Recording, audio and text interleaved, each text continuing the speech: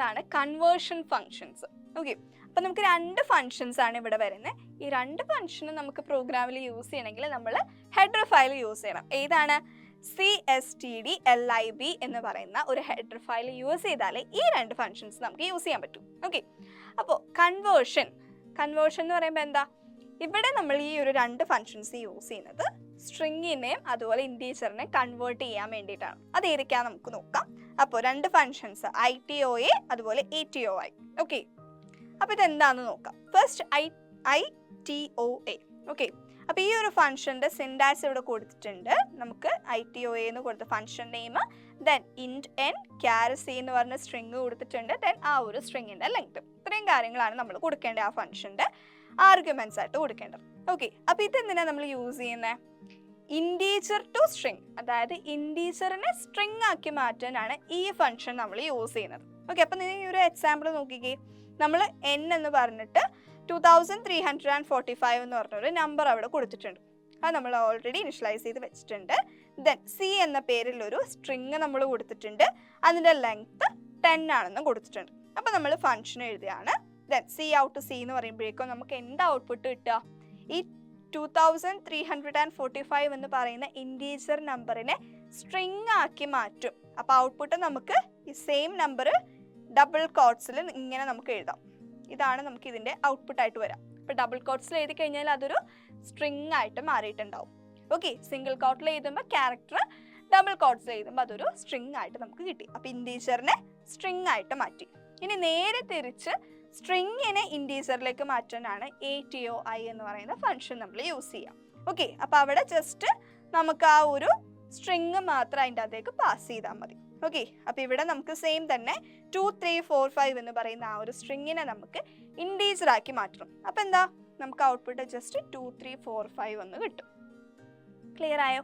അപ്പോൾ ഈ രണ്ട് കൺവേർഷൻ ഫങ്ഷൻസ് മാത്രമേ നമുക്കുള്ളൂ. ഓക്കെ, ദെൻ ഈ ഒരു പ്രീ ഡിഫൈൻഡിൽ ഏറ്റവും ലാസ്റ്റ് വരുന്നതാണ് IO മാനിപ്പുലേറ്റിംഗ് ഫങ്ഷൻസ്.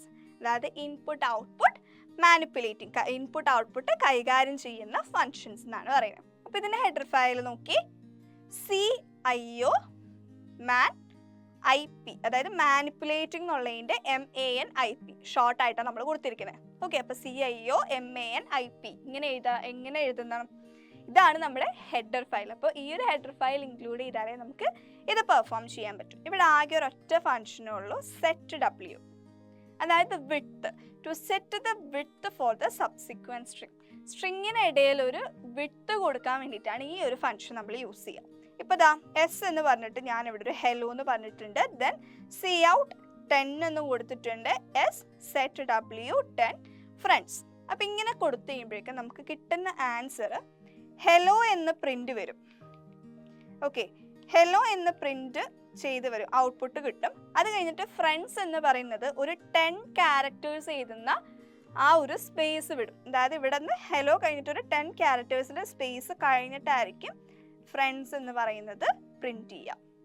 അപ്പോൾ ആ ഒരു സ്പേസ്, ഇവിടുത്തെ ആ ഒരു സ്പേസ്, ആ ഒരു വിഡ്ത്ത്, സ്ട്രിങ് തമ്മിലുള്ള വിഡ്ത്ത് കൊടുക്കുന്നതാണ് സെറ്റ് W എന്ന് പറയുന്ന ഈ ഒരു ഫംഗ്ഷൻ നമ്മൾ യൂസ് ചെയ്യുക.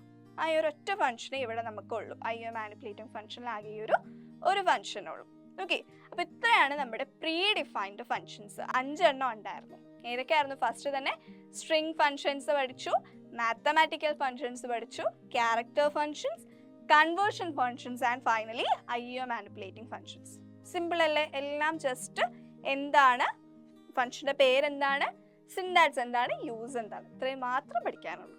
ഓക്കെ, ഫംഗ്ഷൻസിൽ തന്നെ രണ്ടാമത് നമ്മൾ പറഞ്ഞൊരു ഫംഗ്ഷനാണ് യൂസർ ഡിഫൈൻഡ് ഫംഗ്ഷൻ, അല്ലേ? യൂസർ ഡിഫൈൻഡ് ഫംഗ്ഷൻ എന്ന് പറഞ്ഞു കഴിഞ്ഞാൽ എന്താ?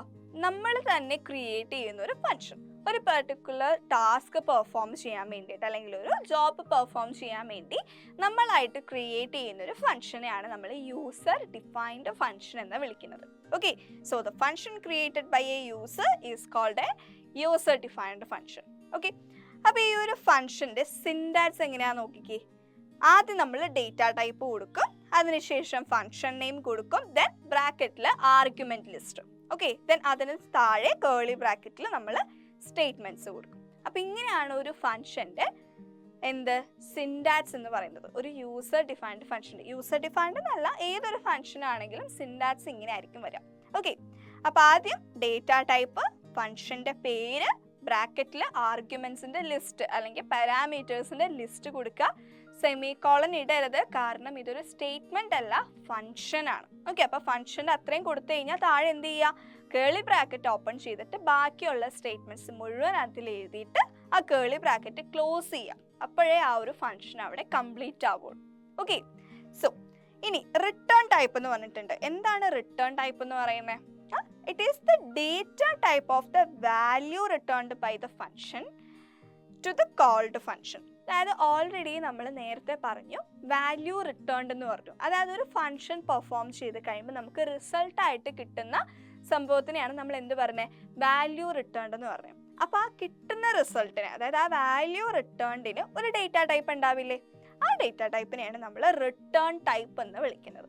അതായത് ഈ ഒരു സിൻടാക്സ് നോക്കിക്കഴിഞ്ഞ് കഴിഞ്ഞാൽ ഫംഗ്ഷൻ നെയിം കൊടുത്തു, ആർഗ്യുമെന്റ് ലിസ്റ്റ് കൊടുത്തു. ഇതിന് മുന്നേ ഒരു ഡേറ്റ ടൈപ്പ് കണ്ടോ?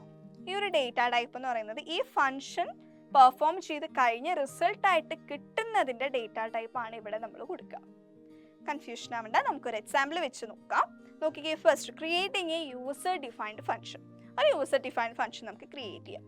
2 നമ്പറിന്റെ സമ്മ് കണ്ടുപിടിക്കണം, അതാണ് എൻ്റെ ക്വസ്റ്റ്യൻ. അപ്പോൾ അതിന് ഞാനൊരു ഫംഗ്ഷൻ ക്രിയേറ്റ് ചെയ്യാണ്. നിങ്ങൾ നോർമലായിട്ട് പ്രോഗ്രാം എഴുതുമ്പോൾ എന്താ ചെയ്യുക, നേരെ int a comma b comma sum എന്ന് പറഞ്ഞു കൊടുക്കും. എന്നിട്ട് sum equal to a plus b ഇങ്ങനെ കൊടുക്കും. അത് നമ്മൾ സ്റ്റേറ്റ്മെന്റ് വൈസ് ചെയ്യുന്നത് അല്ലേ. ഇതൊരു ഫംഗ്ഷനായിട്ട് ചെയ്യുകയാണെങ്കിൽ എങ്ങനെയാ, ആദ്യം എന്ത് കൊടുക്കണം, ഡേറ്റ ടൈപ്പ് കൊടുക്കണം അല്ലേ. അപ്പോൾ ഡേറ്റ ടൈപ്പ് ഇൻറ്റു കൊടുത്തിട്ടുണ്ട്. ദെൻ ഫംഗ്ഷന്റെ പേര് സം എന്ന് കൊടുത്തിട്ടുണ്ട്. ബ്രാക്കറ്റിൽ ആർഗ്യുമെന്റ്സ് കൊടുത്തിട്ടുണ്ട്. എന്തൊക്കെയാ, ഇൻറ്റ് എ ഇൻറ്റ് ബി എന്ന് പറഞ്ഞിട്ട്. ദെൻ കേളി ബ്രാക്കറ്റിൻ്റെ ഉള്ളിൽ c equal to a plus b എന്നും പറഞ്ഞു. ഓക്കെ, അപ്പോൾ ഇത് ഒരു യൂസർ ഡിഫൈൻഡ് ഫംഗ്ഷനാണ്. അതായത് ഞാൻ ഡിഫൈൻ ചെയ്തൊരു ഫംഗ്ഷനാണ്. അപ്പോൾ ഇവിടെ നോക്കിക്കേ, ഈ ബ്രാക്കറ്റിൻ്റെ ഉള്ളിൽ കൊടുത്തിരിക്കുന്നത് 2 വേരിയബിൾ ആണെന്ന് അറിയാം. അതായത് എ എന്ന് പറയുന്നതും ബി എന്ന് പറയുന്നതും ഇൻറ്റീജർ ആയിട്ടുള്ള 2 വേരിയബിൾ ആണ്, അത് നമുക്കറിയാം. പക്ഷേ ഇതൊരു ഫംഗ്ഷൻ്റെ ഉള്ളിൽ കൊടുക്കുമ്പോൾ ഇത് രണ്ടും നമ്മൾ എന്തായിട്ടാ പറയുന്നത്, ഇതിനെ രണ്ടിനെ നമ്മൾ ഒരു ആർഗ്യുമെന്റ് ആയിട്ടാണ് നമ്മൾ പറയാം. ഓക്കെ, ഇത് രണ്ടും ആർഗ്യുമെന്റ്സ് ആണ്, അല്ലെങ്കിൽ നമ്മൾ ഇതിനെ പാരാമീറ്റേഴ്സ് എന്ന് വിളിക്കാം. ഫംഗ്ഷന്റെ ആർഗ്യുമെന്റ്സ് അല്ലെങ്കിൽ ഫംഗ്ഷന്റെ പാരാമീറ്റേഴ്സ് ആണെന്ന് നമുക്കിതിനെ പറയാം. അതായത് ഈ ഒരു ഫംഗ്ഷൻ പെർഫോം ചെയ്യാൻ വേണ്ടി നമ്മൾ അതിലേക്ക് പാസ് ചെയ്യുന്ന വാല്യൂസ്.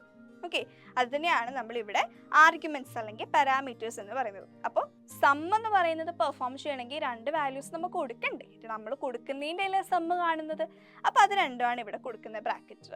ഓക്കെ, അപ്പോൾ ഇത് രണ്ടും ആഡ് ചെയ്ത് കഴിഞ്ഞ് കിട്ടുന്ന ഒരു ആൻസറില്ലേ, ദേ അതിൻ്റെ ആ ഒരു ഫംഗ്ഷൻ്റെ പേരും ഡീറ്റെയിൽസ് നമ്മൾ കൊടുത്തു. അവിടെ പെർഫോം ചെയ്യേണ്ട കാര്യം എന്താണെന്നുള്ളത് എവിടെയാണ് കൊടുത്തത്, നമ്മൾ ഈ ഒരു കേളി ബ്രേസസിൻ്റെ ഉള്ളിലാണ് കൊടുത്തത്. C equal to a plus b എന്ന് കൊടുത്തു. അപ്പോൾ ഈ സി എന്ന് പറയുന്നത് എന്താ, സമ്മാണ്.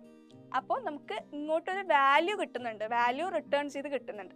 അപ്പോൾ ആ വാല്യൂയുടെ ഡേറ്റ ടൈപ്പാണ് ഇൻറ്റ് എന്ന് പറഞ്ഞ് നമ്മൾ ഇവിടെ കൊടുക്കുന്നത്. അപ്പോൾ ഇതാണ് നമ്മുടെ റിട്ടേൺ ടൈപ്പ്. ഇൻറ്റ് എന്ന് പറഞ്ഞ് കൊടുത്തിരിക്കുന്നത് റിട്ടേൺ ടൈപ്പാണ്. ക്ലിയർ ആയോ? അതായത് ഔട്ട്പുട്ടിൻ്റെ റിട്ടേൺ ടൈപ്പാണ് നമ്മൾ ഇവിടെ കൊടുത്തിരിക്കുന്നത്. അതിനുശേഷം ഫംഗ്ഷൻ്റെ പേര് കൊടുത്ത് ബ്രാക്കറ്റിൽ നമ്മൾ എന്ത് കൊടുക്കുന്നുണ്ട്, ആർഗ്യുമെന്റ്സ് അല്ലെങ്കിൽ പാരാമീറ്റേഴ്സ് കൊടുക്കുന്നുണ്ട്. ഓക്കെ, അപ്പോൾ എങ്ങനെയാണ് ഒരു ഫംഗ്ഷൻ, സിമ്പിളായിട്ടൊരു ഫംഗ്ഷൻ എങ്ങനെ ക്രിയേറ്റ് ചെയ്യാമെന്ന് മനസ്സിലായല്ലോ. അപ്പം നമുക്ക് 4 രീതിയിൽ ഈ ഒരു യൂസർ ഡിഫൈൻഡ് ഫംഗ്ഷൻസ് ഉണ്ട്. അതായത് A function with arguments and return type. എന്താണ്, ഒരു ഫംഗ്ഷൻ ആർഗ്യുമെന്റ്സും റിട്ടേൺ ടൈപ്പും അത് രണ്ടും കൂടി വരുന്ന ഫംഗ്ഷൻസ് ഉണ്ട്.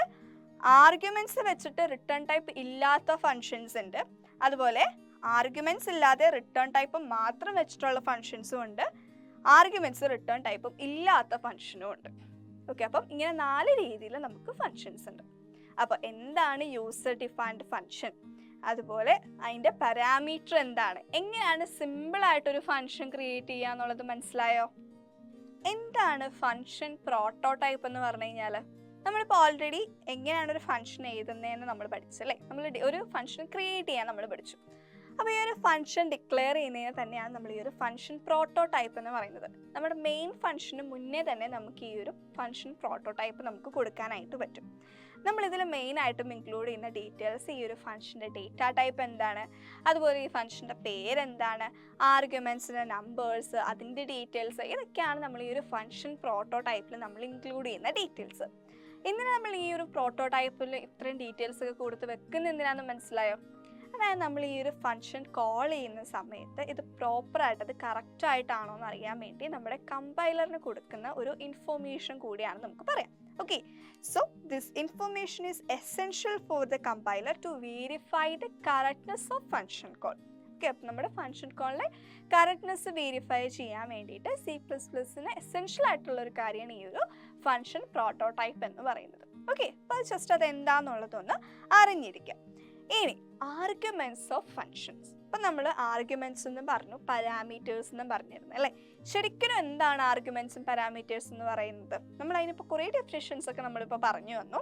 So argument or parameters are the means to pass values from the calling function to the called function. എന്തൊന്നും മനസ്സിലാകുന്നില്ല അല്ലേ? അതായത് ഇപ്പം നമുക്കൊരു മെയിൻ ഫംഗ്ഷൻ ഉണ്ട്, ഇവിടെ നമുക്കൊരു മെയിൻ ഫംഗ്ഷൻ ഉണ്ട്, അതുപോലെ തന്നെ നമുക്ക് ഇപ്പുറത്ത് വേറൊരു സബ് ഫംഗ്ഷൻ ഉണ്ടെന്ന് വിചാരിക്കാം. ഓക്കെ, അപ്പോൾ ഈ ഒരു മെയിൻ ഫംഗ്ഷനെ നമ്മൾ വിളിക്കുന്ന പേരാണ് കോളിംഗ് ഫംഗ്ഷൻ. ഈ മെയിൻ ഫംഗ്ഷനെ നമുക്ക് എന്ത് പറയാം? കോളിംഗ് ഫംഗ്ഷൻ എന്ന് പറയാം. ഈ സബ് ഫംഗ്ഷനെ നമുക്ക് കോൾഡ് ഫംഗ്ഷൻ എന്നും പറയാം. ഓക്കെ, അപ്പോൾ ഈ ഒരു മെയിൻ ഫംഗ്ഷനിൽ നിന്ന് സബ് ഫംഗ്ഷനിലേക്ക് നമ്മൾ കൊടുക്കുന്ന കുറച്ച് വാല്യൂസ് ഉണ്ട്. ഓക്കെ, അതായത് മെയിൻ ഫംഗ്ഷനിൽ നിന്ന് നമ്മൾ, അതായത് കോളിംഗ് ഫംഗ്ഷനിൽ നിന്ന് കോൾഡ് ഫംഗ്ഷനിലേക്ക് കൊടുക്കുന്ന കുറച്ച് വാല്യൂസ് ഉണ്ട്. അതിനെയാണ് നമ്മൾ എന്ത് പറയുന്നത്? ആർഗ്യുമെന്റ്സ് എന്ന് പറയുന്നത്. ഓക്കെ, അതായത് നമുക്ക് ഈ ഒരു വാല്യൂ പാസ് ചെയ്യാൻ, മെയിൻ ഫംഗ്ഷനിൽ നിന്ന് സബ് ഫംഗ്ഷനിലേക്ക് വാല്യൂസ് പാസ് ചെയ്യാൻ വേണ്ടിയിട്ടുള്ളൊരു മാർക്ക്, അതാണ് ആർഗ്യുമെന്റ്സ് എന്ന് പറയുന്നത്. അപ്പോൾ നമ്മൾ ഫംഗ്ഷൻ്റെ പേര് എഴുതി കഴിഞ്ഞതിന് ശേഷം നമ്മൾ ആർഗ്യുമെന്റ്സ് എഴുതും അല്ലേ? എന്തൊക്കെയാണ് ആ ഒരു ഫംഗ്ഷന് നമുക്ക് വേണ്ടിയിട്ടുള്ള കാര്യങ്ങൾ. അപ്പോൾ അത് കൊടുക്കാനുള്ളൊരു മാർഗമായിട്ടാണ് നമ്മൾ എന്ത് പറയുന്നത്? ഈ ആർഗ്യുമെന്റ്സിനെ പാരാമീറ്റേഴ്സിനെ നമ്മൾ പറയുന്നത്. ഇത് രണ്ടും ഒന്നാണ്. ഓക്കെ, അപ്പോൾ ഈ ഒരു ആർഗ്യുമെന്റ്സ് തന്നെ നമുക്ക് രണ്ട് രീതിയിൽ പറയാം. അതായത് നമ്മുടെ മെയിൻ ഫംഗ്ഷൻ ഉണ്ടല്ലോ, മെയിൻ ഫംഗ്ഷനിൽ വരുന്ന ആർഗ്യുമെന്റ്സ്, രണ്ടിടത്തും നമുക്ക് ആർഗ്യുമെന്റ്സ് വരുന്നുണ്ട്. അപ്പം മെയിൻ ഫംഗ്ഷനിലും ഉണ്ട്, അതുപോലെ തന്നെ നമുക്ക് സബ് ഫംഗ്ഷനിലും നമുക്ക് ആർഗ്യുമെന്റ്സ് വരുന്നുണ്ട്. അപ്പം മെയിൻ ഫംഗ്ഷനിൽ വരുന്ന ആർഗ്യുമെന്റ്സിനെ നമ്മൾ വിളിക്കുന്ന പേരാണ് ആക്ച്വൽ ഫംഗ്ഷൻസ്. ആക്ച്വൽ ഫംഗ്ഷൻസ് അല്ല, ആക്ച്വൽ ആർഗ്യുമെന്റ്സ് ആണ് കേട്ടോ. Actual arguments. Okay, actual arguments. അതുപോലെ തന്നെ സബ് ഫംഗ്ഷനിൽ വരുന്ന ആർഗ്യുമെന്റ്സിനെ നമ്മൾ വിളിക്കുന്ന പേരാണ് ഫോർമൽ ആർഗ്യുമെന്റ്സ് അല്ലെങ്കിൽ ഫോർമൽ പാരാമീറ്റേഴ്സ് എന്നൊക്കെ നമുക്ക് പറയാം. ആർഗ്യുമെന്റ്സും പാരാമീറ്റേഴ്സും സെയിം ആണ്. അപ്പോൾ ഫോർമൽ അല്ലെങ്കിൽ ആക്ച്വൽ പാരാമീറ്റേഴ്സ് അല്ലെങ്കിൽ ആക്ച്വൽ ആർഗ്യുമെന്റ്സ് എന്ന് നമുക്ക് പറയാം. ഫോർമൽ ആർഗ്യുമെന്റ്സ് ഇവിടെ, അതായത് നമ്മുടെ ആർഗ്യുമെന്റ്സും ഉണ്ട് പാരാമീറ്റേഴ്സും രണ്ടും സെയിം ആണ്. നമ്മുടെ മെയിൻ ഫംഗ്ഷനിൽ നിന്ന് സബ് ഫംഗ്ഷനിലേക്ക് നമുക്ക് വാല്യൂസ് പാസ് ചെയ്യാൻ വേണ്ടിയിട്ട് നമ്മൾ യൂസ് ചെയ്യുന്ന ഒരു മാർഗം, അതാണ് ആർഗ്യുമെന്റ്സ് പാരാമീറ്റേഴ്സ് എന്ന് പറയുന്നത്. അപ്പോൾ നമ്മുടെ മെയിൻ ഫംഗ്ഷനിൽ ഇരിക്കുന്ന ആർഗ്യുമെന്റ്സിനെ നമ്മൾ ആക്ച്വൽ ആർഗ്യുമെന്റ്സ് എന്നും സബ് ഫംഗ്ഷനിൽ ഇരിക്കുന്ന ആർഗ്യുമെന്റ്സിനെ നമ്മൾ എന്താ വിളിക്കുന്നത്? ഫോർമൽ ആർഗ്യുമെന്റ്സ് എന്നും വിളിക്കും. ക്ലിയർ ആയോ? അപ്പോൾ അത് രണ്ടും ജസ്റ്റ് ആ ഒരു പേരുകൾ നോട്ട് ചെയ്ത് വെക്കാതെ ചോദിക്കാറുണ്ട്. ഇനി ഫംഗ്ഷൻസ് വിത്ത് ഡിഫോൾട്ട് ആർഗ്യുമെന്റ്സ്. ഓക്കെ, അപ്പോൾ ആർഗ്യുമെന്റ്സ് നമ്മൾ ആക്ച്വലും ഫോർമലും എന്താന്ന് പറഞ്ഞു. ഡിഫോൾട്ട് ആർഗ്യുമെന്റ് എന്ന് പറയുന്നത് എന്താ? നമുക്കൊരു പ്രോഗ്രാമിലൂടെ അത് നോക്കാം. ലോങ് ടൈം സെക്, ഇവിടെ ടൈം സെക് എന്ന് പറഞ്ഞിട്ട്, അതായത് ടൈം സെക്കൻഡ്, അതായത് നമുക്ക് തരുന്ന ടൈമിനെ ഫുള്ള് സെക്കൻഡ്സിലേക്ക് മാറ്റാൻ വേണ്ടിയിട്ട് ഒരു പ്രോഗ്രാം എടുത്തിരിക്കുകയാണ്. ഓക്കെ, അപ്പോൾ ആ ഒരു പ്രോഗ്രാമല്ല ഫംഗ്ഷൻ എടുത്തിരിക്കുകയാണ്. അപ്പോൾ അതിൻ്റെ ഫംഗ്ഷൻ്റെ പേരാണ് ടൈം സെക് എന്ന് പറഞ്ഞിട്ട് ഫംഗ്ഷന് പേര് കൊടുത്തു. എന്നിട്ട് ബ്രാക്കറ്റിൽ നമ്മൾ ആർഗ്യുമെന്റ്സ് കൊടുക്കുമല്ലോ. അപ്പോൾ ആർഗ്യുമെന്റ്സിൽ int H, int M equal to 0, int S equal to 0 ഇങ്ങനെ കൊടുത്തിട്ടുണ്ട്. ഓക്കെ, അപ്പോൾ ഇതാണ് നമ്മുടെ ആർഗ്യുമെന്റ്സ് അല്ലെങ്കിൽ പാരാമീറ്റേഴ്സ് എന്ന് പറയുന്നത്. ഇവിടെ നമ്മൾ ഓൾറെഡി ഈ എമ്മിനും എസിനും നമ്മൾ വാല്യൂസ് കൊടുത്തിട്ടുണ്ട്, ഡിക്ലെയർ ചെയ്തിട്ടുണ്ട് അല്ലേ? അപ്പോൾ ഇങ്ങനെ എഴുതുന്ന ഈ ഒരു ആർഗ്യുമെന്റ്സിനെയാണ് ഡിഫോൾട്ട് ആർഗ്യുമെന്റ്സ് എന്ന് പറയുന്നത്. അതായത് ഇവിടെ എമ്മും എസും ഓൾറെഡി ഡിഫോൾട്ട് ആർഗ്യുമെന്റ്സ് ആണ്, അതായത് ആദ്യം തന്നെ നമ്മൾ കൊടുത്തിട്ടുണ്ട്. ഓക്കെ, എന്നിട്ട് നമ്മുടെ ഫംഗ്ഷൻ എന്താണെന്ന് നോക്കിക്കേ, ലോങ് സെക്, അതായത് നമ്മൾ കൊടുക്കുന്ന ടൈം എന്താണോ അതിൽ അവറിനെ നമ്മൾ സെക്കൻഡ്സിലേക്ക് മാറ്റാൻ 3600 വെച്ച് ഇൻറ്റു ചെയ്യുക, മിനിറ്റിന് മാറ്റാനായിട്ട് 60 വെച്ച് ഇൻറ്റു ചെയ്യുക, ദെൻ സെക്കൻഡ് അങ്ങനെ തന്നെ എഴുതി. ഓക്കെ, എന്നിട്ട് നമ്മൾ ഇതെന്താണോ നമുക്ക് കിട്ടുന്ന ആൻസർ നമുക്ക് റിട്ടേൺ ചെയ്യാം. അതിനാണ് റിട്ടേൺ സെക്കൻഡ്സ് എന്നുള്ളത് SEC എന്ന് കൊടുത്തിട്ടുണ്ട്. ഓക്കെ, അപ്പം ഞാനിപ്പോൾ ഇവിടെ വിളിക്കുകയാണ് ലോങ് S1 ഈക്വൽ ടു, ഞാൻ കോൾ ചെയ്യാണ് ടൈം സെക് 2 10 40 ഇങ്ങനെ കോൾ ചെയ്തു. അതായത് 2 മണിക്കൂറും 10 മിനിറ്റും 40 സെക്കൻഡും എന്ന് പറഞ്ഞിട്ട് ഞാൻ കൊടുത്തിരിക്കുന്നത്. അപ്പം ഞാനിവിടെ ഫംഗ്ഷൻ കോൾ ചെയ്തിരിക്കുന്നത് എങ്ങനെയാണെന്ന് നോക്കി, ടൈം സെക് 2 10 40 ആ ഒരു ഫംഗ്ഷൻ്റെ പേര്, എന്നിട്ട് അതിലേക്ക് ആ ഒരു ആർഗ്യുമെന്റ്സിലേക്ക് ഞാൻ എന്ത് ചെയ്തു, 3 വാല്യൂസ് പാസ് ചെയ്ത് കൊടുത്തിട്ടുണ്ട്.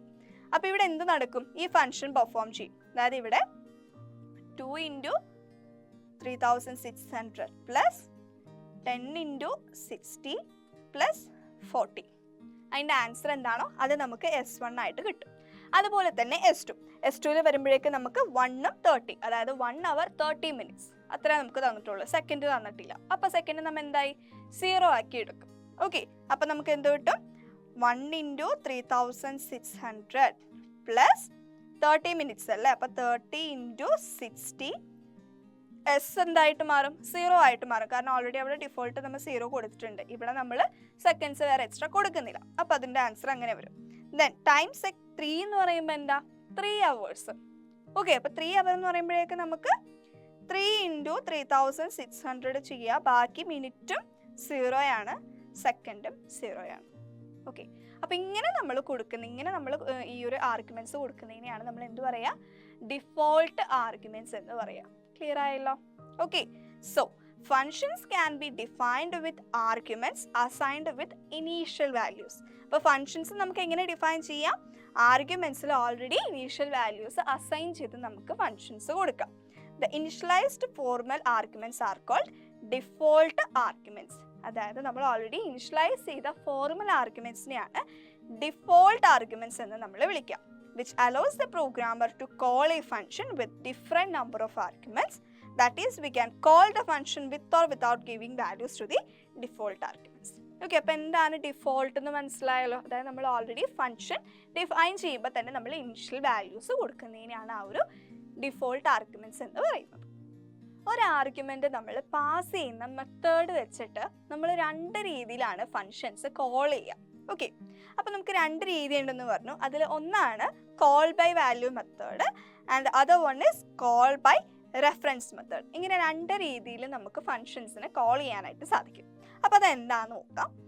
ആദ്യം തന്നെ കോൾ ബൈ വാല്യൂ മെത്തേഡിൽ നമ്മൾ ഫോർമൽ പാരാമീറ്റേഴ്സ് ആയിട്ട് യൂസ് ചെയ്യുന്നത് ഓർഡിനറി വേരിയബിൾസ് ആയിരിക്കും. ഓക്കെ, ഓർഡിനറി വേരിയബിൾസ് ആണ് ഇവിടെ യൂസ് ചെയ്യുക.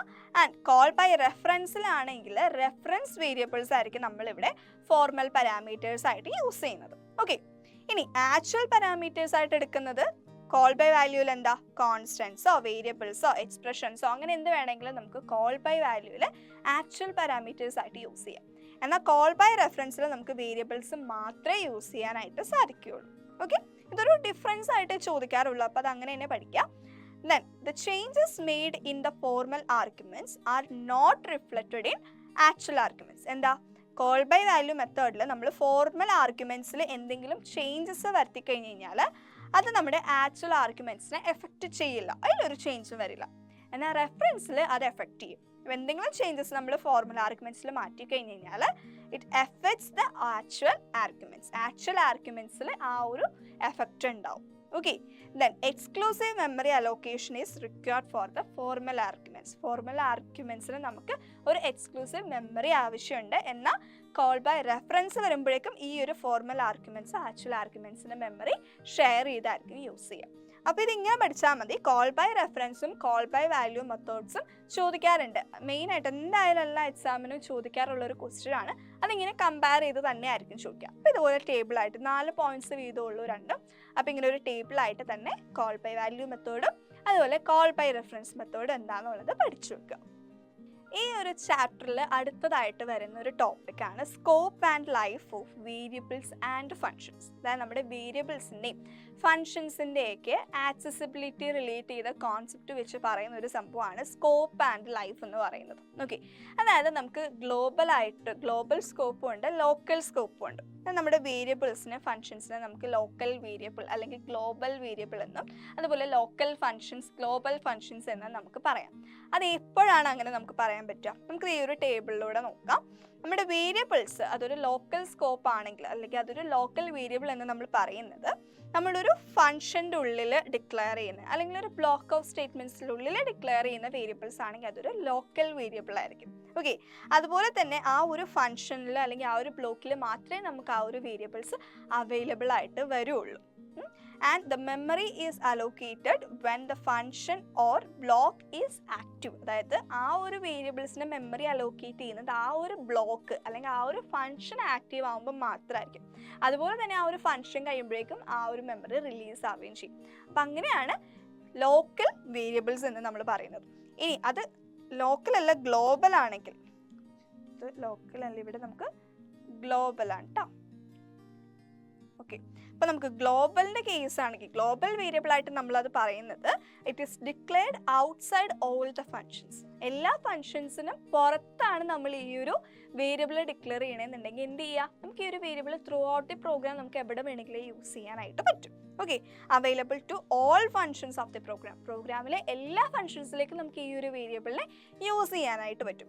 അതുപോലെ തന്നെ അതിൻ്റെ മെമ്മറി എന്ന് പറയുന്നത് ജസ്റ്റ് എക്സിക്യൂഷന് മുമ്പായിരിക്കും അത് അലോക്കേറ്റ് ചെയ്യുക, അതിൻ്റെ മെമ്മറി അലോക്കേറ്റ് ചെയ്യുക. അതുപോലെ തന്നെ ആ ഒരു പ്രോഗ്രാമിൻ്റെ ഫുൾ എക്സിക്യൂഷൻ കഴിഞ്ഞതിന് ശേഷം മാത്രമേ അത് റിലീസ് ആവുള്ളൂ. അപ്പം അങ്ങനെയുള്ള വേരിയബിളിനെ നമ്മൾ എന്ത് പറയും?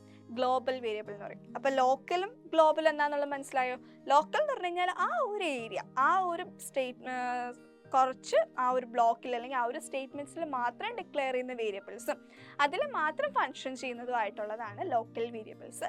എന്നാൽ ഫങ്ഷൻസിന് പുറമേ ആയിട്ട് ഡിക്ലെയർ ചെയ്യുന്ന ഒരു വേരിയബിൾ ആണെങ്കിൽ ത്രൂ ഔട്ട് ആ ഒരു പ്രോഗ്രാമിൽ ഏത് ഫങ്ഷൻസിലും വേണമെങ്കിലും അത് യൂസ് ചെയ്യാനും സാധിക്കും.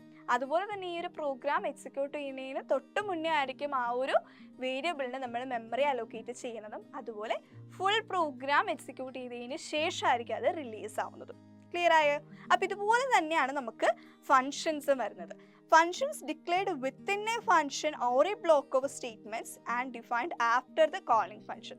കോളിംഗ് ഫങ്ഷന് ശേഷം ഡിഫൈൻ ചെയ്യുകയും, അതായത് ഒരു ഫങ്ഷന് ഉള്ളിൽ ഡിക്ലെയർ ചെയ്യുക അല്ലെങ്കിൽ ഒരു ബ്ലോക്ക് ഓഫ് സ്റ്റേറ്റ്മെൻറ്റ്സിനുള്ളിൽ ഡിക്ലെയർ ചെയ്ത് കോളിംഗ് ഫങ്ഷന് മുന്നേ കോളിംഗ് ഫങ്ഷന് ശേഷം ഡിഫൈൻ ചെയ്യുന്നതുമായിട്ടുള്ള ഫങ്ഷൻസിനെ നമ്മൾ ലോക്കൽ ഫങ്ഷൻസ് ആയിട്ടാണ് പറയുന്നത്. And accessible only within the function or the block. അപ്പോൾ ആ ഒരു എന്തിൻ്റെ താഴെയാണ് നമ്മൾ ആ ഒരു ഫങ്ഷൻ ഡിക്ലെയർ ചെയ്തിരിക്കുന്നത്, ഡിഫൈൻ ചെയ്തിരിക്കുന്നത്, അവിടെ മാത്രമായിരിക്കും അത് ആക്റ്റീവായിട്ടിരിക്കുക. എന്നാൽ ഗ്ലോബൽ ആണെന്നുണ്ടെങ്കിൽ നമ്മുടെ മെയിൻ ഫങ്ഷന് മുന്നേ നമ്മൾ ഡിക്ലെയർ ചെയ്യുന്ന functions, declaring or defined outside all the functions, നമ്മുടെ മെയിൻ ഫങ്ഷന് മുന്നേ നമ്മൾ ഡിക്ലെയർ ചെയ്യുന്ന അല്ലെങ്കിൽ ഡിഫൈൻ ചെയ്യുന്ന ഫങ്ഷൻസിന് നമുക്ക് ഗ്ലോബൽ ഫങ്ഷൻസ് ആയിട്ട് പറയാം. Accessible by all the functions in the program. അപ്പോൾ അങ്ങനെയുള്ളൊരു ഫങ്ഷൻ നമുക്ക് ആ ഒരു പ്രോഗ്രാമിലെ ഏത് ഫങ്ഷൻസിൽ വേണമെങ്കിലും ആക്സസ് ചെയ്യാനായിട്ട് സാധിക്കും. സെയിം കോൺസെപ്റ്റ്, നമ്മൾ വേരിയബിളിൽ എന്താണോ പറഞ്ഞത് അതുപോലെ തന്നെയാണ് ഗ്ലോബൽ ആൻഡ് ലോക്കൽ ഫങ്ഷൻസും എന്ന് പറയുന്നത്. ക്ലിയർ ആയോ? അപ്പോൾ ഈ ഒരു ബോക്സ് തന്നെ പഠിച്ചാൽ മതി. നമുക്ക് ഇങ്ങനെ തന്നെ ആയിരിക്കും ചോദിക്കുക, ഒന്നില്ലെങ്കിൽ വേരിയബിൾസിൻ്റെ ചോദിക്കും അല്ലെങ്കിൽ ഫങ്ഷൻസിൻ്റെ ചോദിക്കും. അടുത്തത് വരുന്നത് റെക്കർസീവ് ഫങ്ഷൻ. നമ്മുടെ ഒരു ഫങ്ഷൻ അതിനെ തന്നെ കോൾ ചെയ്യുന്നതിന്, ഫങ്ഷൻ കോളിങ് ഇറ്റ് സെൽഫ്, അതിനെയാണ് നമ്മൾ റെക്കേർഷൻ എന്ന് പറയുന്നത്. അങ്ങനെയുള്ള ഫങ്ഷൻസിനെയാണ് നമ്മൾ റെക്കർസീവ് ഫങ്ഷൻ എന്ന് പറയുന്നത്. Okay, the process of calling a function by itself. Function അതിനെ തന്നെ കോൾ ചെയ്യുന്നതിനെയാണ് എന്ത് പറയുന്നത്? റെക്കേർഷൻ എന്ന് പറയുന്നത്. അങ്ങനത്തെ ഫങ്ഷൻസിനെ നമ്മൾ റെക്കർസീവ് ഫങ്ഷൻസ് എന്ന് പറയും. ജസ്റ്റ് അത് എന്താണെന്നേ ചോദിക്കാറുള്ളൂ, എന്താണ് റെക്കർസീവ് ഫങ്ഷൻ. അപ്പോൾ ജസ്റ്റ് ഈ ഒരു 1 ലൈനുള്ളൂ, ആ ഒരു ഡെഫിനിഷൻ എന്താണെന്നുള്ളത് നമ്മൾ പറയാം. ഓക്കെ, ദെൻ നമ്മുടെ ലാസ്റ്റ് ടോപ്പിക് എന്ന് പറയുന്നത് ക്രിയേഷൻ ഓഫ് ഹെഡർ ഫയൽസ്. അതായത് നമ്മൾ ആദ്യം തന്നെ സ്ട്രക്ചർ ഓഫ് C++ പഠിച്ചപ്പോൾ തന്നെ നമ്മൾ ആദ്യം പഠിച്ചത് എന്തായിരുന്നു?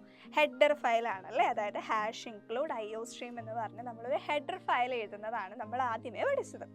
അപ്പോൾ ഇതുപോലത്തെ ഹെഡർ ഫയൽസ് നമുക്ക് തന്നെ ക്രിയേറ്റ് ചെയ്യാനായിട്ട് സാധിക്കും. അതെങ്ങനെയെന്നാണ് പറയുന്നത്. ഓക്കെ, നമ്മളിപ്പോൾ ആദ്യം ഒരു ഒരു നമ്പറിൻ്റെ ഫാക്ടോറിയൽ കാണാനുള്ളൊരു ഫംഗ്ഷൻ ഞാൻ ഇവിടെ എഴുതുകയാണ്. ഓക്കെ, ഇൻറ്റു ഫാക്ടോറിയൽ എന്ന് പറഞ്ഞിട്ട് ഇൻറ്റു ഡേറ്റ ടൈപ്പ് കൊടുത്തിട്ടുണ്ട്, ഫാക്ടോറിയൽ എന്ന് പറഞ്ഞ ഫംഗ്ഷൻ്റെ പേര് കൊടുത്തിട്ടുണ്ട്, എന്നിട്ട് ആർഗ്യുമെൻറ്റും കൊടുത്തിട്ടുണ്ട്. എന്നിട്ട് ആ ഫാക്ടോറിയൽ കണ്ടുപിടിക്കുന്നത് എങ്ങനെയാണെന്നുള്ളത് കേർലി ബ്രേസസിൻ്റെ ഉള്ളിൽ ആ ഒരു ഫംഗ്ഷനും എഴുതിയിട്ടുണ്ട്. ആ ഫുൾ പ്രോസസ്സ് എഴുതി ആ ഒരു ഫംഗ്ഷൻ താഴെ കൊടുത്തിട്ടുണ്ട്. ഓക്കെ, അപ്പോൾ ഈ ഒരു ഫംഗ്ഷനെ ഞാൻ സേവ് ചെയ്യാൻ പോകുന്നത് ഫാക്ടോറിയൽ ഡോട്ട് എച്ച് എന്ന് പറഞ്ഞിട്ടാണ്. നമ്മൾ നോർമലി C++ പ്രോഗ്രാം എങ്ങനെയാണ് സേവ് ചെയ്യുക? .cpp എന്ന എക്സ്റ്റൻഷൻ കൊടുത്തിട്ടല്ലേ സേവ് ചെയ്യുന്നത്. ഇവിടെ നമ്മൾ ഹെഡർ ഫയൽ ക്രിയേറ്റ് ചെയ്യാൻ വേണ്ടി വേറെ ഒന്നും കൊടുത്തിട്ടില്ല, വേറെ ആകെ ജസ്റ്റ് ഈ ഒരു ഫംഗ്ഷൻ മാത്രമേ എഴുതിയിട്ടുള്ളൂ. അല്ലാതെ ഇതിന് മുന്നേ നമ്മളെന്താ ഇതുപോലെ include IO stream user name space std into main എന്നൊക്കെ പറഞ്ഞിട്ടാണ് നമ്മളൊരു പ്രോഗ്രാം സ്റ്റാർട്ട് ചെയ്യുന്നത്. പക്ഷെ ഇവിടെ നമ്മളൊരു പ്രോഗ്രാം അല്ല, ജസ്റ്റ് ഒരു ഫംഗ്ഷൻ മാത്രം നമ്മൾ ടൈപ്പ് ചെയ്തിട്ട് അതിനെ ഫാക്ടോറിയൽ ഡോട്ട് എച്ച് എന്ന എക്സ്റ്റൻഷനോടുകൂടി നമ്മളിത് ഈ ഒരു C++ പ്രോഗ്രാം ഫയൽസ് ഉള്ളതിലേക്ക് നമ്മൾ സേവ് ചെയ്ത് വെക്കുകയാണ്. ഓക്കെ, എന്നിട്ട് നമ്മൾ വേറൊരു പ്രോഗ്രാം നമ്മൾ ക്രിയേറ്റ് ചെയ്യുക, അതായത് ഈ ഒരു ഫംഗ്ഷൻ യൂസ് ചെയ്യുന്ന വേറൊരു പ്രോഗ്രാം ക്രിയേറ്റ് ചെയ്യണം.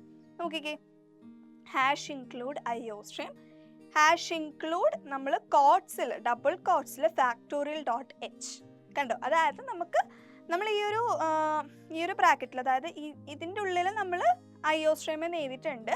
അല്ലാതെ നമ്മൾ ഈ ഒരു C++ ഫയൽസിലേക്ക് തന്നെയാണ് നമ്മൾ ഫാക്ടോറിയൽ ഡോട്ട് എച്ച് എന്ന് പറഞ്ഞ ഫയൽ നമ്മൾ സേവ് ചെയ്തത്. അതുകൊണ്ടാണ് നമ്മൾ ഇങ്ങനെ കൊടുക്കാതെ ഡബിൾ കോട്ട്സിൻ്റെ ഉള്ളിൽ ആ ഒരു ഫയലിൻ്റെ പേര് നമ്മൾ കൊടുത്തു. ഓക്കെ, കണ്ടോ, ഇൻക്ലൂഡ് ഫാക്ടോറിയൽ ഡോട്ട് എച്ച്. അപ്പോൾ നമ്മൾ അവിടെ ഒരു ഹെഡർ ഫയൽ ഇൻക്ലൂഡ് ചെയ്തിട്ടുണ്ട്. എന്നിട്ട് നമ്മൾ ഇവിടെ ഒരു നമ്പർ എൻ്റർ ചെയ്യാൻ പറഞ്ഞിട്ടുണ്ട്. എന്നിട്ട് ആ നമ്പറിൻ്റെ ഫാക്ടോറിയൽ കാണാൻ പറഞ്ഞിരിക്കുക. അപ്പോൾ ഫാക്ടോറിയൽ കാണാൻ പറഞ്ഞപ്പോൾ എന്ത് ചെയ്തു? ആ ഫംഗ്ഷൻ ഇവിടെ കോൾ ചെയ്തു. കണ്ടോ, ഫാക്ടോറിയൽ n എന്ന് പറഞ്ഞിട്ട് ഫംഗ്ഷൻ കോൾ ചെയ്യുക ചെയ്തത്. ഫാക്ടോറിയൽ എന്ന് പറയുന്നത് അതിൻ്റെ പേര്, n എന്ന് പറയുന്നത് എന്തായിട്ടാണ് കൊടുത്തിരിക്കുന്നത്, അതിൻ്റെ ആർഗ്യുമെൻ്റ് ഇവിടുന്ന് നമ്മൾ പാസ് ചെയ്യണം. അപ്പോൾ ഇത് എവിടെയാണ് ചെല്ലുന്നത്? ഇവിടെ വന്നിട്ട് ഈ ഒരു ഫംഗ്ഷൻ വർക്ക് ചെയ്യും. എന്നിട്ട് നമുക്ക് ഇവിടെ അതിൻ്റെ ആൻസർ കിട്ടും. അപ്പോൾ ആ ഒരു ഫംഗ്ഷൻ ഇവിടെ വർക്ക് ചെയ്യണമെങ്കിൽ നമ്മൾ ആ ഒരു ഹെഡർ ഫയൽ ഇവിടെ നമ്മൾ ഇൻക്ലൂഡ് ചെയ്തിട്ടുണ്ടാവണം. ഓക്കെ, അല്ലാതെ നമ്മൾ എന്താ ചെയ്യുക, ഇത് വേറൊരു ഫംഗ്ഷനായിട്ട് പ്രോഗ്രാമിൽ തന്നെ ഒരു ഫംഗ്ഷനായിട്ട് കൊടുത്തിട്ട് നമുക്ക് ഇങ്ങനെ വിളിക്കാം. അത് വേറെ മെത്തേഡ്.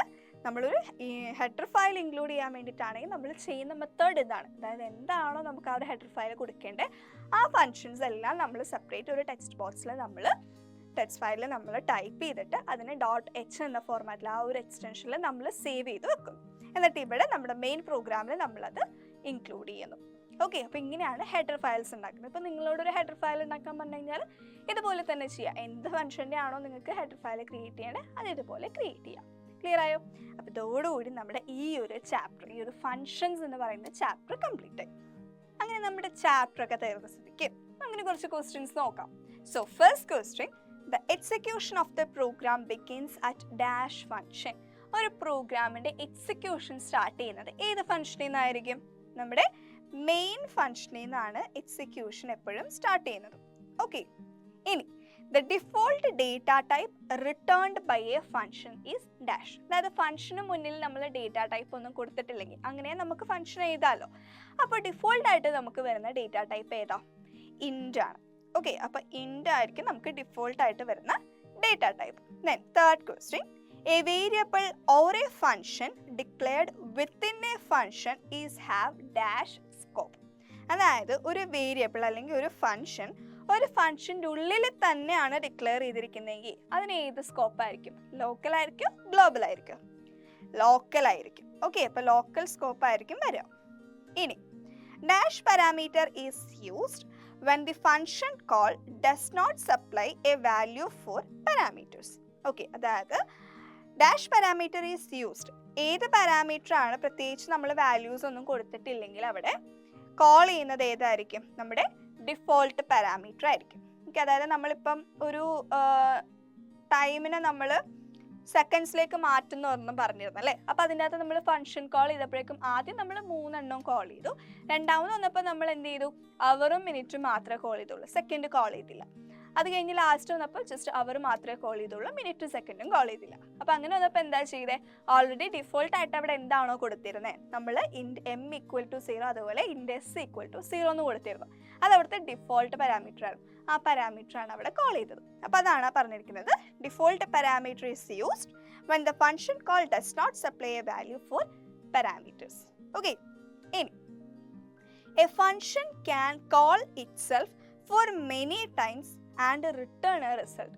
ഒരു ഫംഗ്ഷന് അതിനെ തന്നെ ഒത്തിരി തവണ വിളിക്കാനായിട്ട് സാധിക്കും, അതായത് അതിനെ തന്നെ കോൾ ചെയ്യാനായിട്ട് സാധിക്കും, അതുപോലെ തന്നെ ഒരു റിസൾട്ടും റിട്ടേൺ ചെയ്യും. അപ്പം ഇങ്ങനെയുള്ള ഫംഗ്ഷനെ വിളിക്കുന്ന പേരെന്താണ്? നമ്മൾ ലാസ്റ്റ് പഠിച്ചു റെക്കർസീവ് ഫംഗ്ഷൻ. ഈ ഒരു പ്രോസസ്സിനെ നമ്മൾ വിളിക്കുന്ന പേരാണ് recursion. Okay, so recursive function ആണ് ഇത്. ഇനി അടുത്ത ക്വസ്റ്റ്യൻ നോക്കിക്കേ. Name the built in function to check whether a character is alphanumeric or not. Okay, അപ്പോൾ ഒരു ഫംഗ്ഷൻ, ഇതൊരു ക്യാരക്ടർ ഫംഗ്ഷൻസ് ആണല്ലേ, അതായത് ബിൽറ്റ് ഇൻ ഫംഗ്ഷൻസ് എന്ന് പറഞ്ഞാൽ എന്താ? Pre defined function. ഓക്കെ, ഒരു ക്യാരക്ടർ ആൽഫ ന്യൂമറിക് ആണോ അല്ലയോ എന്ന് ചെക്ക് ചെയ്യുന്ന ബിൽറ്റ് ഇൻ ഫംഗ്ഷൻ ഏതാണെന്നാണ് ചോദിച്ചിരിക്കുന്നത്, അതായത് നമ്മുടെ ക്യാരക്ടർ ഫംഗ്ഷൻ. ഏതായിരുന്നു ആ ഫംഗ്ഷൻ? Is ALNUM. ഇതായിരുന്നു ആൽഫ ന്യൂമറിക് ആണോ അല്ലയോ എന്ന് ചെക്ക് ചെയ്യാൻ വേണ്ടി നമ്മൾ യൂസ് ചെയ്യുന്ന ഫംഗ്ഷൻ. ഓക്കെ, ഇനി how does C++ support modularity in programming? എന്താണ് നമ്മൾ മോഡുലാർ പ്രോഗ്രാമിംഗ്? നമ്മൾ ചാപ്റ്റർ തുടങ്ങിയപ്പോൾ തന്നെ പറഞ്ഞത് മോഡുലാർ പ്രോഗ്രാമിംഗ് ആണല്ലേ, അതായത് നമ്മുടെ ഒരു വലിയൊരു പ്രോഗ്രാമിനെ നമുക്ക് ചെറിയ ചെറിയ സബ് പ്രോഗ്രാംസ് ആയിട്ട് മാറ്റിയിട്ട് നമുക്കത് ഈസി ആയിട്ട് സോൾവ് ചെയ്യാനായിട്ട് സാധിക്കും. അപ്പോൾ അത് തന്നെയാണ് ഇവിടെ പറയുന്നത്. അതുപോലെ തന്നെ അതിൻ്റെ കൂടെ അതിൻ്റെ മെറിറ്റ്സ് എന്താണെന്നുള്ളതും കൂടെ ആഡ് ചെയ്ത് കൊടുക്കാം. ഓക്കെ, അടുത്ത നമ്മുടെ 8th ക്വസ്റ്റ്യൻ എന്ന് പറയുന്നത് ഒരു മാച്ച് ദ ഫോളോയിങ് ആണ്. അതായത് നമുക്ക് കുറച്ച് ഫംഗ്ഷൻസ്, കുറച്ച് പ്രീ ഡിഫൈൻഡ് ഫംഗ്ഷൻസ് തന്നിട്ടുണ്ട്, ഹെഡർ ഫയൽസ് തന്നിട്ടുണ്ട്. അപ്പോൾ അതിൻ്റെ കറസ്പോണ്ടിങ് ഫംഗ്ഷനും ഹെഡർ ഫയൽ ഏതാണെന്നുള്ളത് നമ്മൾ മാച്ച് ചെയ്യാം. ഓക്കെ, അപ്പോൾ ഫസ്റ്റ് തന്നെ strcmp, അതായത് കമ്പയർ ചെയ്യാൻ വേണ്ടിയിട്ടാണ്. അപ്പോൾ str കാണുമ്പോൾ തന്നെ അറിയാതെ എന്താ? സ്ട്രിങ്ങിൻ്റെ ആണല്ലേ. അപ്പോൾ അതിൻ്റെ ഹെഡർ ഫയൽ ഏതാ? C സ്ട്രിങ് ആണ്. അപ്പോൾ A എന്ന് പറയുന്നത് നമുക്ക് 3 ആയിട്ട് പറയാം. ഓക്കെ, അപ്പോൾ A 3 ആണ്. ദെൻ B ഏതാ നോക്കിക്കേ? 2 ലോവർ എന്ന് പറഞ്ഞു കഴിഞ്ഞാൽ എന്താ? നമുക്ക് അപ്പർ കേസിനെ ലോവർ കേസിലേക്ക് കൺവേർട്ട് ചെയ്യുക, അതാണ് 2 ലോവർ എന്ന് പറയുന്നത്. ഓക്കെ, അപ്പോൾ അതൊരു ക്യാരക്ടർ ആണ്. അപ്പോൾ ക്യാരക്ടറിൻ്റെ ഹെഡർ ഫയൽ ഏതായിരുന്നു? ക്യാരക്ടർ ഫങ്ഷൻസിൻ്റെ ഹെഡർ ഫയൽ എന്ന് പറയുന്നത് CC ടൈപ്പ് അല്ലേ, അതായത് ഫസ്റ്റത്ത് കൊടുത്തിരിക്കുന്നത്. ഓക്കെ, അത് കഴിഞ്ഞിട്ട് C എന്താ? SQRT, അതായത് സ്ക്വയർ റൂട്ട് കാണാൻ, അതായത് എന്താ? ഒരു നമ്പറിൻ്റെ മാത്തമാറ്റിക്കൽ ആണല്ലേ. അപ്പം മാത്തമാറ്റിക്കലിൻ്റെ ഹെഡർ ഫയൽ ഏതായിരുന്നു? ഇതാ CMath, അതായത് 5th one. ഓക്കെ, ഇനി അടുത്തത് ഏതാ? Abbott, ABORT. അബോട്ട് എന്ന് പറയുന്നത് നമ്മുടെ CSTDLIB. അപ്പം നമുക്കത് 4 ആയിട്ട് കൊടുക്കാം. ദെൻ സെറ്റ് W എന്ന് പറയുന്നത് അത് എന്തായിരുന്നു? അതൊരു IO മാനിപ്പുലേഷൻ ആയിരുന്നു അല്ലേ. അപ്പോൾ 2nd one. അപ്പോൾ അത് മാച്ച് ദ ഫോളോയിങ്, അത് സിമ്പിൾ ആയിട്ട് ചെയ്ത് വെക്കാം. ഇനി how to invoke a function in C++ program. ഒരു C++ പ്രോഗ്രാമിൽ എങ്ങനെയാണ് ഫംഗ്ഷൻ ഇൻവോക്ക് ചെയ്യുന്നത്? എങ്ങനെയാണ് ചെയ്യുന്നത്? ഫംഗ്ഷൻ്റെ പേര് കൊടുക്കുക, അതുപോലെ തന്നെ അതിലേക്ക് നമ്മുടെ ആർഗ്യുമെന്റ്സ് പാസ് ചെയ്യുക. അങ്ങനെയാണ് നമ്മളൊരു ഫംഗ്ഷൻ കോൾ ചെയ്യുന്നത്. ഫോർ എക്സാമ്പിൾ, നമ്മളിപ്പോൾ സം m, n എന്ന് പറയുകയാണെങ്കിൽ എന്താണ്? ഇവിടെ നമ്മൾ സം എന്ന് പറയുന്ന ഒരു ഫംഗ്ഷനിലേക്ക് m, n എന്ന് പറഞ്ഞിട്ട് 2 ആർഗ്യുമെന്റ്സ് നമ്മൾ പാസ് ചെയ്യുന്നു. Okay, then name the different methods for passing arguments to a function, write the difference between them. Okay, അപ്പം നമ്മൾ ആർഗ്യുമെന്റ്സ് പാസ് ചെയ്യുന്നതിൻ്റെ ബേസിൽ 2 രീതിയിൽ നമുക്ക് കോൾ ചെയ്യാമെന്ന് പറഞ്ഞു. അത് ഏതൊക്കെ മെത്തേഡായിരുന്നു? കോൾ ബൈ വാല്യൂ മെത്തേഡും അതുപോലെ തന്നെ കോൾ ബൈ റെഫറൻസ് മെത്തേഡും അല്ലേ. അപ്പോൾ ഈ ഒരു സെൻറ്റൻസ് വരുമ്പോഴേക്കും അത് എന്താണെന്നുള്ളത് മനസ്സിലാക്കുക. എന്നിട്ട് എന്ത് ചെയ്യുക? അതിൻ്റെ ഡിഫറൻസ് നമ്മൾ ഓൾറെഡി ഒരു ടേബിൾ പഠിച്ചിട്ടുണ്ടല്ലേ, അപ്പോൾ ആ ഒരു ടേബിൾ അതുപോലെ തന്നെ എഴുതാം. Okay, then construct the function prototype for the following functions. Okay, നമുക്ക് 2 ഫങ്ഷൻസ് തന്നിട്ടുണ്ട്. അപ്പോൾ അത് വായിച്ചിട്ട് അതിൻ്റെ ഫംഗ്ഷൻ പ്രോട്ടോടൈപ്പ് എഴുതാനാണ് പറഞ്ഞിരിക്കുന്നത്.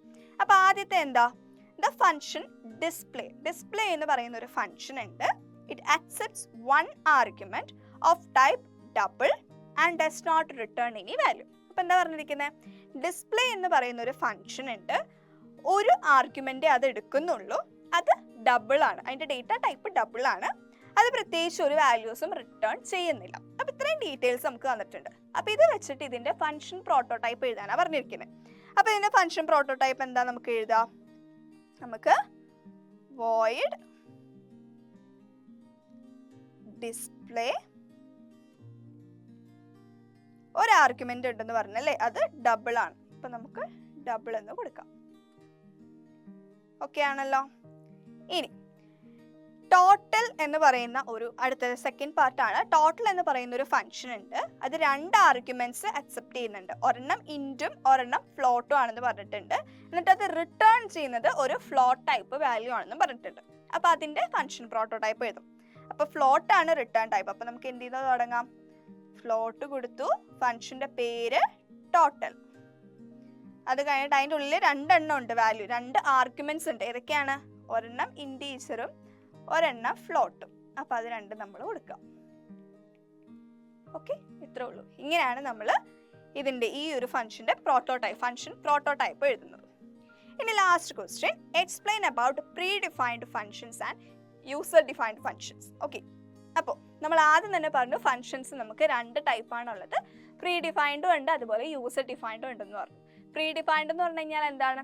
ബിൽട്ട് ഇൻ ഫംഗ്ഷൻസ് അല്ലേ. അതായത് നമ്മുടെ C++ൽ ഓൾറെഡി ഡിഫൈൻ ചെയ്ത് വെച്ചിരിക്കുന്ന ഫംഗ്ഷൻസിനെയാണ് നമ്മൾ പ്രീ ഡിഫൈൻഡ് ഫംഗ്ഷൻസ് എന്ന് പറയുന്നത്. അത് നമ്മൾ 5 ടൈപ്പ് നമ്മൾ പഠിച്ചു.